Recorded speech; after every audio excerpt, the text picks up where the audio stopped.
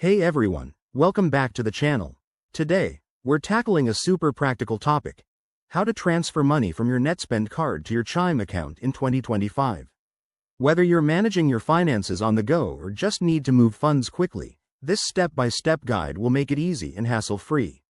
First off, a quick refresher. Netspend is a popular prepaid debit card service that helps you budget without overdraft fees, while Chime is a modern banking app that offers no-fee checking and savings accounts. In 2025, transferring between these two has gotten even smoother with updated app integrations and faster processing times.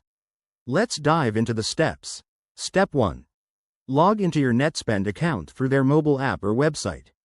Make sure your account is verified and up to date to avoid any delays. Once you're in, navigate to the Transfer or Send Money section. This is usually found in the main menu. Look for icons like arrows or dollar signs.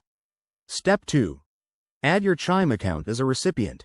You'll need your Chime account and routing numbers, which you can find in the Chime app under Account Details. Enter these carefully to link the accounts securely. If you're using the Netspend app, it might prompt you to verify via email or text for added security.